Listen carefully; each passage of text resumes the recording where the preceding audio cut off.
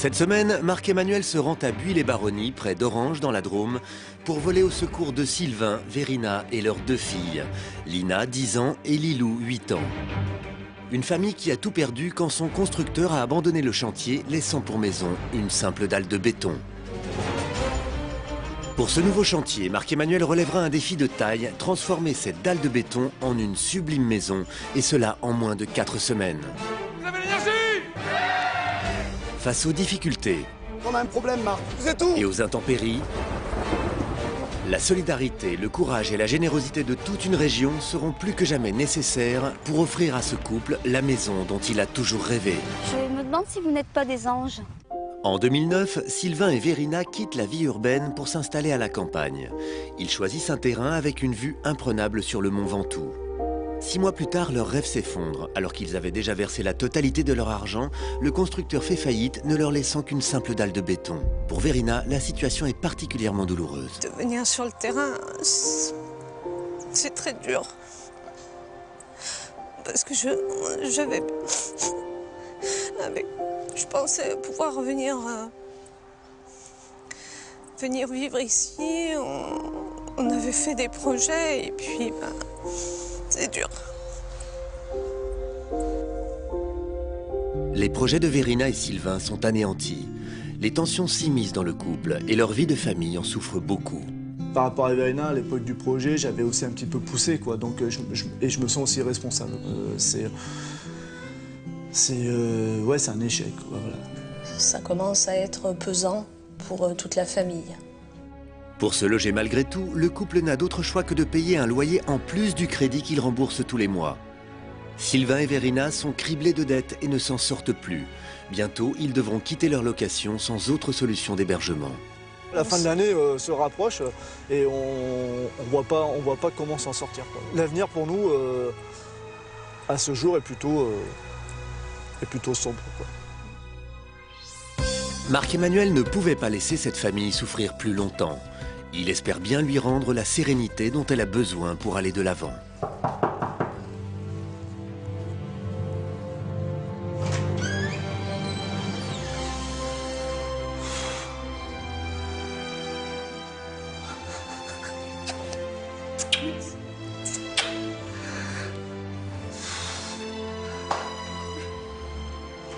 Salut Sylvain. Lilou et Lina. Salut les filles. Ça va?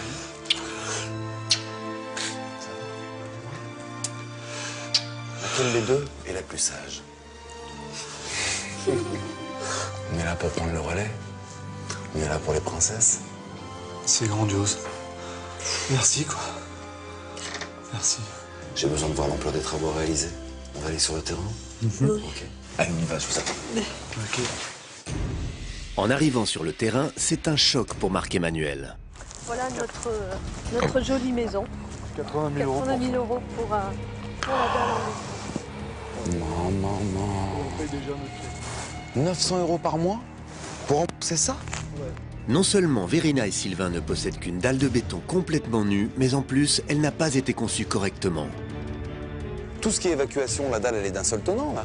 Dans la construction même, ils auraient dû prévoir des drains de passage pour les futures alimentations en arrivée d'électricité. Les arrivées d'eau, les évacuations des eaux usées, il n'y a rien. Il n'y a strictement rien. C'est-à-dire que là, il faut tout repercer, il faut tout recasser. En même temps, vu l'état du béton, c'est la priorité, là.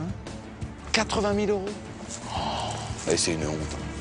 Mais surtout, pendant 2 ans, cette dalle a beaucoup souffert des rigueurs de l'hiver et des aléas du climat. Est-ce qu'elle est encore bonne? Quand je la vois toute fendue comme ça, là, sur toute la longueur, regardez. Regardez, toute fissurée, là. Tout ça, là, regardez. Tout ça, ça a pris le gel, il y a des infiltrations d'eau. Ça se claque, et c'est comment en dessous? Mais le pire à venir sur ce chantier, c'est que Marc-Emmanuel doit partir de zéro. Et il n'a laissé aucun matériau pour continuer éventuellement la construction. Ça veut dire qu'il faut tout trouver. Une structure métallique, quelques sacs de ciment et un sac de sable. Mais mon Dieu, faut tout trouver. Tout trouver, du sol au plafond. Cette semaine, le défi de Marc-Emmanuel relève de l'impossible. Dans ce chantier où seule la dalle existe, il faut fabriquer des murs, bâtir une charpente, mais aussi un toit, intégrer les conduits d'évacuation des eaux qui ont été oubliés, Isoler toute la maison et établir un réseau électrique sécurisé, et tout cela sans disposer d'aucun matériau. Un véritable casse-tête qui a hanté les nuits de Sylvain et de Verina pendant 2 ans. Pour l'avenir, on se demande comment ça va se passer, parce que bon, on peut rien faire, on peut pas partir en vacances, faut qu'on compte tout l'argent Au centime près. au centime près. On se dit, mais t'as mis toute ta famille là-dedans, quoi. C'est la chute, quoi. Alors on va prendre le relais, mon ami. On se retrouve dans quelques jours. Soufflez, pensez à vous, reposez-vous. Plein d'énergie et retrouvez-vous. Prenez du temps pour vous. Et puis on se retrouve dans quelques temps, ok? D'accord. Allez, venez. Plus que jamais, Marc-Emmanuel a besoin de matériaux. Pour mobiliser le maximum de fournisseurs, il a déjà sa petite idée en tête. On a un direct dans 2 minutes. Allez, c'est parti. C'est dans une émission de radio locale qu'il va passer son appel à l'aide. Pour la première fois, je pars sur une construction où je n'ai aucun matériau. Donc vous êtes vraiment à la recherche de matériaux absolument le plus vite possible. C'est la priorité. De retour sur le chantier, Marc-Emmanuel constate que son intervention radiophonique a porté ses fruits. Monsieur Mougeot. Fabrice, un expert en bâtiment, a entendu son appel à l'aide à la radio et n'a pas hésité à interrompre l'un de ses chantiers pour venir analyser l'état de la dalle. Regardez comme c'est fissuré tout le long. Ouais, là, il y a du travail. Tout professionnel ne peut pas retravailler sur une dalle comme ça c'est sûr. Vous êtes à même de le faire, ça? On peut juste refaire une couche de béton de à peu près 5 cm sur toute la surface. Merci beaucoup, Fabrice. Il n'y a pas de mal. Les équipes de Fabrice se mettent au travail et une fois n'est pas coutume, Marc-Emmanuel part à vélo à la recherche de bénévoles. Et c'est accompagné de copains qu'il débute sa tournée. Quel bonheur! Mais mon Dieu! J'ai votre âge, les gars, là! Marc-Emmanuel ne recule devant rien pour faire passer son message. Bonjour! Ah, c'est pratique, hein? Est-ce que je peux vous laisser ceci? Pour que vous puissiez afficher pour tous vos clients. Réunion publique ce soir à 18h. Et merci beaucoup, hein! J'espère ne pas avoir venir chez vous pour me soigner si je me casse la figure! Heureusement, le périple se finira sans bobo. Le soir même, Marc-Emmanuel a rendez-vous dans la salle des fêtes du village. Les Dromois ont-ils répondu présents? Bonsoir les Dromois!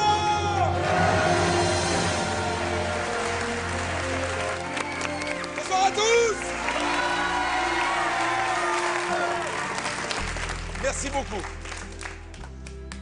Si on arrive à relever ce défi incroyable de monter une maison en 3 semaines, 1 mois, les amis, sincèrement, vous sauvez une famille de votre coin. Pour Sylvain et son épouse, il y a des tensions au quotidien. Ils sont dans l'impasse, égorgés financièrement, ils cumulent le remboursement du prêt et la location. Vous doutez bien que quand on voit le mur comme ça pour 20 ans, on se dit mais qu'est-ce qu'on va offrir à nos filles? Quelle éducation on va pouvoir leur apporter? On sent que de cette galère, il y a des traces. Où sont les pros du bâtiment? Tous ces artisans qualifiés, ouvriers? La solidarité dromoise a fonctionné. Plus d'une trentaine d'artisans a fait le déplacement. Un bon présage pour la suite. Est-ce que je peux compter sur vous? Alors à demain, 12h30 sur le terrain. Merci, à demain. Ciao! Le lendemain, le soleil se lève sur le mont Ventoux.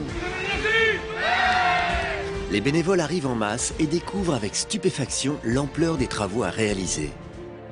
Contrairement aux autres chantiers, pas besoin de vider la maison, mais toute l'énergie des bénévoles doit être mobilisée pour trouver des fournisseurs. Il n'y a rien pour commencer, si ce n'est quelques sacs de ciment, un sac de sable. Est-ce que je peux compter sur votre énergie pour qu'aujourd'hui, déjà, on puisse avoir contacté tous les distributeurs de la région? Annuaire téléphonique et connaissances personnelles, Je vais appeler les collègues. tous les moyens sont bons pour trouver les matériaux nécessaires pour reconstruire la maison de A à Z. Allô, oui, bonjour, je vous appelle parce que je suis bénévole, on recherche des matériaux et de l'aide. Et je voudrais savoir si, éventuellement, vous pourriez me donner un coup de main.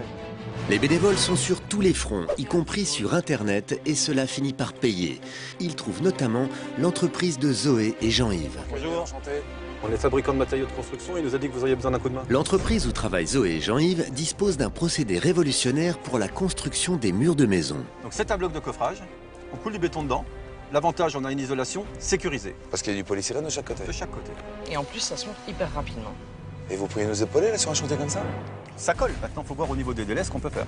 Immédiatement, Zoé rentre à Metz pour vérifier avec son patron la disponibilité des stocks de leur structure de coffrage. Ils ont une dalle. Et du coup, je pense que notre système est hyper adapté. C'est un beau défi. C'est ça le challenge en fait. Parce que là, il va falloir voir le chiffrage. Il n'y a pas de minute à perdre. Hein. D'accord, on fait ça. On peut peut-être y aller là. Direction les stocks pour vérifier si la quantité nécessaire est disponible. Ok, donc ça marche. Grâce à la générosité de Michel et à ses briques en polystyrène qui s'empilent aussi facilement qu'un jeu de construction pour enfants, Marc-Emmanuel et les bénévoles vont pouvoir monter les murs en un temps record. Salut. La livraison est acheminée sans plus attendre vers le chantier. Mais à quelques mètres de l'arrivée, c'est la panique. La livraison tant attendue rencontre des difficultés. On a un problème, Marc. Vous êtes où? On est coincé là, sur la nationale. On arrive tout de suite. Le double camion remorque chargé de livrer les structures de coffrage ne parvient pas à s'engouffrer dans l'allée qui mène au chantier. Et c'est quoi le problème, mon Dieu? Alors ça rentre pas? Ça rentre pas. Ça rentre pas ici? Vous allez me bloquer de ce côté-là? Pendant que les bénévoles sécurisent la route, Manu le conducteur tente de manœuvrer. C'est pas un camion de chantier, Manu, va doucement. Mais l'accès au chantier est étroit et cela pose problème. Vas-y.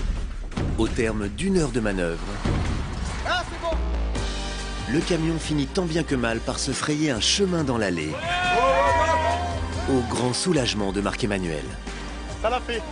Champion, bravo Manu. Il faut maintenant décharger le double camion remorque. Et contrairement aux apparences, pas besoin d'avoir de gros bras pour participer. Oh, c'est léger, hein? On peut assembler les blocs de coffrage en polystyrène qui isoleront la maison de l'intérieur comme de l'extérieur. C'est bon, vous comprenez pourquoi on fait ça en haut là? Un jeu de construction qui n'est pas réservé qu'aux enfants. C'est léger. Chacun prend plaisir à participer. Jeu de sang là, jeu de sang. Surtout Fabrice, le maître d'œuvre, qui est ravi d'offrir à la famille l'ossature de la maison. Qu'est-ce que ça va être génial quand ils vont voir leur maison. Superbe maison pour eux, avec leurs enfants, et sortis de cette galère, et puis qui sera derrière eux finalement. Un mauvais souvenir. Et devant autant de bonne volonté, Lydie, la sœur de Verina, qui a contacté Marc-Emmanuel, entrevoit enfin le bout du tunnel. C'est un rêve et je réalise pas. Que tous ces gens, que vous soyez tous là pour Verina et Sylvain, pour quelqu'un de ma famille, non. Je me demande si vous n'êtes pas des anges. J'en suis à ce point-là, franchement. Justement, il est temps pour Marc-Emmanuel d'invoquer l'ange de l'aménagement d'intérieur, Stéphanie, qui doit tenter d'imaginer pièce par pièce ce à quoi pourrait ressembler la maison dans 4 semaines. Avec un salon salle à manger, une cuisine, une chambre pour Lina, une chambre pour Lilou et une chambre pour Verina et Sylvain. Et voici de nouvelles livraisons qui arrivent. Alors, on y va des charges? Allez, c'est parti. Du bois, des chaînages, du treillis, Ah, ça fait du bien, les gars. mais aussi des barres métalliques pour les cloisons. Les fournisseurs font preuve d'une grande générosité. Et en 2 jours, les bénévoles peuvent déjà voir se dresser devant eux le squelette de la future maison. Bravo. Pour Jean-Charles, un ami de la famille, c'était un devoir de venir sur le chantier. En plus, les 2 petites, c'est les copines de ma petite fille, quoi. Voilà, on fait de l'escalade ensemble, c'est des gens qui sont tellement adorables. Voilà, on ne peut pas faire autrement que de venir leur donner un coup de main quand ils ont besoin. Chacun prend sa mission très à cœur. Stéphanie, merci. Même Michel, le chef d'entreprise qui a offert l'ossature de la maison, a revêtu sa tenue de chantier. Il est conquis par l'expérience qu'il vit aux côtés des autres bénévoles. On va chercher les poutres. Finalement, qu'est-ce qui est important dans la vie? Est-ce que c'est les millions ou est-ce que c'est l'amitié et la solidarité? Pour moi, l'amitié et la solidarité, c'est plus important que les millions. Et de se dire qu'on a fait quelque chose d'important. C'est extraordinaire. C'était vraiment phénoménal pour nous. Une expérience, une tranche de vie. Voici Fabien, un artisan traiteur. Pour booster le moral des troupes, il a préparé de magnifiques verrines qui, visiblement, sont attendues de pied ferme. Une véritable explosion de saveurs pour les sens et les papilles des bénévoles. Franchement, c'est la fête. Chacun se régale et apprécie l'instant. Bonheur à l'état pur, les mecs. Hein. Ceux qui sont pas là, ils ont tort. Et pour Fabien aussi, ce repas a une saveur toute particulière. Il y a un petit truc en plus par rapport à d'habitude. Et je trouve que c'est très sympa pour tout le monde. Aider des gens, ça fait du bien. Mais toutes les bonnes choses ont une fin, il faut déjà se remettre au travail. Je vous remercie, c'était excellent. Maître Devoir nous appelle. À plus. Et il ne faut pas traîner car voici les 65 tonnes de béton nécessaires à la construction des murs qui arrivent. Salut. Et voilà, le béton est là. Et c'est un véritable ballet de camions toupies auquel assistent les bénévoles. Vas-y, envoie la sauce. Et grâce à ce nouveau procédé révolutionnaire, Aurélie, un petit travail manuel s'il te plaît.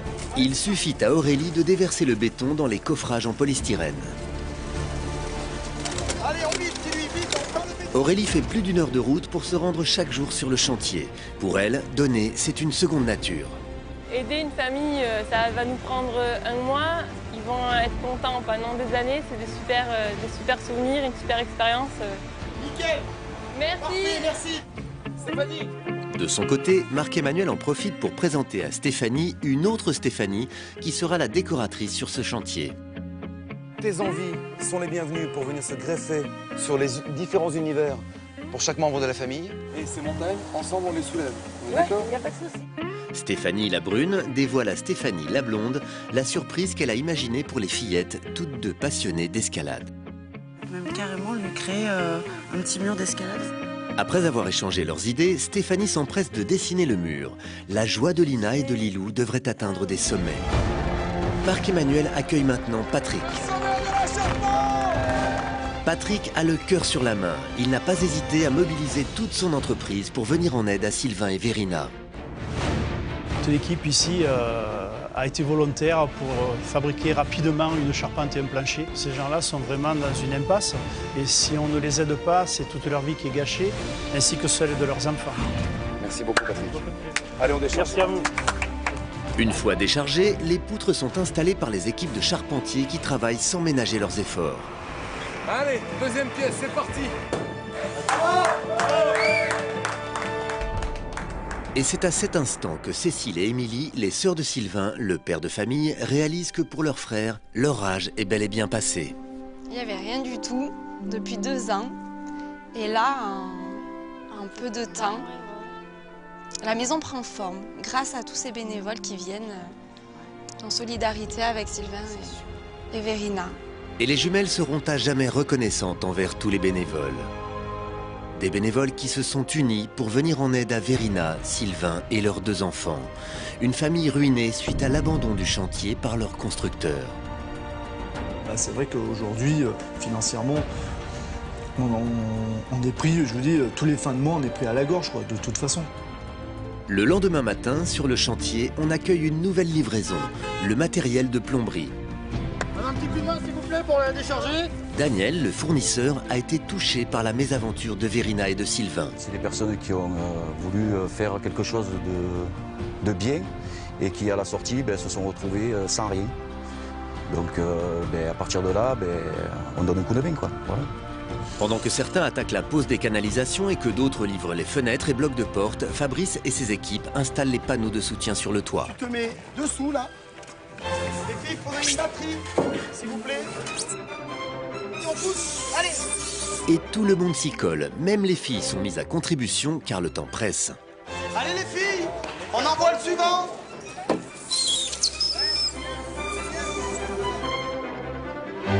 Aussi bien que les hommes. Et puis moi je Dans préfère le travail. les femmes se plaignent jamais. Ah non, non, je me suis trompé. Les bénévoles font des miracles. En 2 temps 3 mouvements, la toiture est fin prête pour accueillir les tuiles. Et justement, les voici qui arrivent. À peine déchargées, les tuiles sont installées sur le toit. Tout le monde met la main à la pâte. Allez, on voit. Le rythme est soutenu, mais tout à coup, la pose des tuiles est stoppée net. Viens voir, si, je te dis, chérie, il manque des tuiles. Là. Il manque 10 mètres carrés et puis je t'annonce pas, alors en plus il manque des tuiles de rive et les fêtières, on les a pas non plus. Là, il y a combien de mètres carrés qui nous manquent? On a reçu 9 palettes, il en manque une. Une erreur d'estimation et c'est tout le chantier qui est mis en péril. Faut trouver la solution parce que demain il pleut. Demain il pleut? C'est prévu aussi, on a regardé la météo 2 fois, on n'y croyait pas. Demain il déluge. Des orages sont annoncés dans la soirée et si le toit n'est pas terminé d'ici là, la maison va littéralement prendre l'eau. Oh, c'est pas possible. Marc-Emmanuel n'en revient pas, il doit réagir au plus vite. Dans un instant, vous verrez comment Marc-Emmanuel et les bénévoles parviendront à se sortir de ce mauvais pas. Tout ce qui reste là à bâcher, comment on va finir? Vous assisterez à la réaction de la famille face à la maison de ses rêves. On l'avait tellement vu dans nos rêves. C'est Tous ensemble, dans un instant, sur TF1.